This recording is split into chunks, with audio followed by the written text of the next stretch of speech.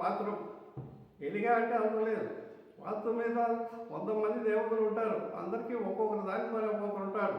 వాస్తులో వాయువులో పాపరాశి ఉంటారు. రోగ అనే దేవత ఉంటారు. రోగాలు రాకుండా కాపాడేదానికి వాయుదేవుడు ఉంటాడు. వాయువులో గాలి మంచి గాలి రావాలంటే ఏం చేయాలా?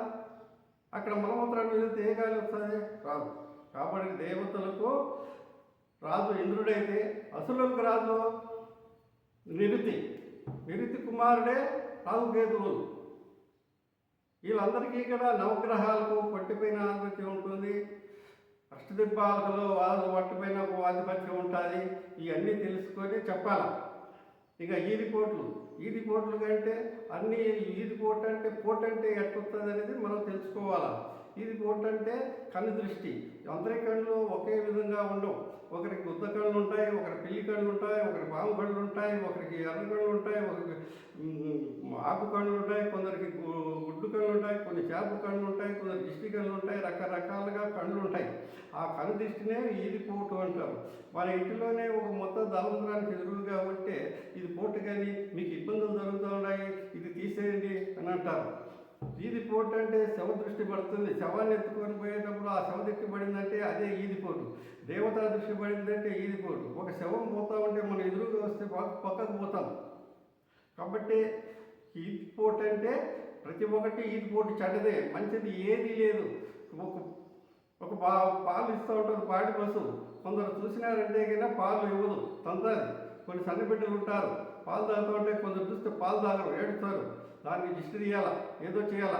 ఆ మాదిరిగానే ఈదిపోటు అంటే ఎదురుగా ఉండేది కంటి దృష్టి ఆ ఇంటి మీద పడుతుంది, అదే ఈదిపోటు. మూల కారణాలు కూడా మంచివి కాదు. ఈశాన్యం బ్లాక్ మంచిది కాదు, ఆగ్నేయ బ్లాక్ మంచిది కాదు, నైరుతి బ్లాక్ మంచిది కాదు, వాయు బ్లాక్ మంచిది కాదు. అన్నీ కూడా మూల కారణాల బిట్లు ఏవి మంచివి కాదు. 4 పక్కల ఇంటికి ఈదుండే ఇల్లు కూడా మంచిది కాదు. ఇవన్నీ చెడ్డ. ఇవి లేనియే ఇల్లు మంచిగా ఉంటాయి. ఈదిపోటు ఏది మంచిది కాదు. కాబట్టి దయవుంచి ఈదిపోట్లు మంచి అని చెప్పి రాయడం కానీ, ఆ పోటు మంచిది, ఈ పోటు మంచిది ప్రజలకి చెప్పడం కానీ, ఇటువంటి చెప్పినప్పుడే అందరూ విమర్శిస్తారు. వాస్తు అంటే వాస్తుతో పాటు వసతి కూడా ఉండాలి. వసతి లేకుండానే వాస్తు అన్నిటికీ కుదరదు. కదిలే వస్తువులు ఎక్కడైనా పెట్టుకోవచ్చు. అంతేగాని ఇక్కడ కుర్చీ పెట్టినావు, అక్కడ టేబుల్ పెట్టినావు అని అంటూ ఉంటారు. అది వాటి గురించి అందరూ విమర్శించేది. అటువంటివి చెప్పకుండా వాస్తులో ఆత్మహత్య కానీ, యాక్సిడెంట్ కానీ, లవ్ మ్యారేజ్ కానీ, పెళ్లి తర్వాత ఆడపిల్లలు అమ్మగారిళ్ళు చేరడం కానీ, మెంటలు రావడం కానీ, సన్మార్పులు దుర్మార్పులు చేయడం కానీ, దుర్మార్పులు సన్మార్పులు చేయడం కానీ, ఇవన్నీ కూడా వాస్తులోనే ఉంటాయి. ఇవన్నీ పరిశోధించి చెప్పాల్సిందే. అన్ని పుస్తకాల్లో ఉండవు. అందరూ పుస్తకాల్లో అన్నీ విమర్శించి రాయరు. వాటిని గమనించాలా, పరిశోధించాలా, ఇతర బుక్కులు చదవాలా, భాగవతం చదవాలా, విష్ణు పురాణం చదవాలా, అగ్ని పురాణం చదవాలా, మత్స్య పురాణం చదవాలా, ఋగ్వేదం చదవాలా, నారద శాస్త్రం చదవాలా. ఇవన్నీ చదివితే కానీ ఈ వాస్తు దేవతలకి లక్షణాలు మనకు తెలుస్తాయి. ఎవరికి దేనిపైన ఆధిపత్యం ఉండదు అనేది తెలుస్తుంది. కాబట్టి అందరూ ఎవరికి అన్నదాత ఎవరు, మలమూత్రాన్ని విసర్జనకు అధిష్టాన దేవత ఎవరు మనం తెలుసుకోవడానికి ప్రయత్నం చేయండి. తెలుసుకొని చెప్పాలి. అంతేగాని ఊరికే ఆడు ఆ వాస్తులు వాయువులు బాత్రూమ్ పెట్టుకొని ఒకరంటే, నైరుతిలో పెట్టుకోమని ఒకరంటే ఆ మాదిరి చెప్పకూడదు. పెట్టుకోవాల్సిందే నైరుతిలో రీమేడ్ ఇంకో మలమూత్ర విసర్జనకు అధిష్టాన దేవత ఉన్నాడు నైరుతిలో.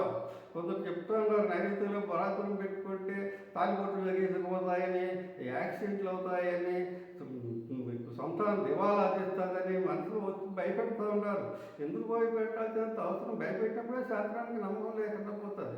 శాస్త్రం మీద నమ్మకం తెచ్చుకోండి, పరిశోధన చేయండి. ఏ ఈదిపోట్లు ఉన్నాయో, ఏ ఊరు లక్షణంగా ఉన్నారో. అంతేకాని ఊరికే మనం అనవసరంగా చెప్పకూడదు.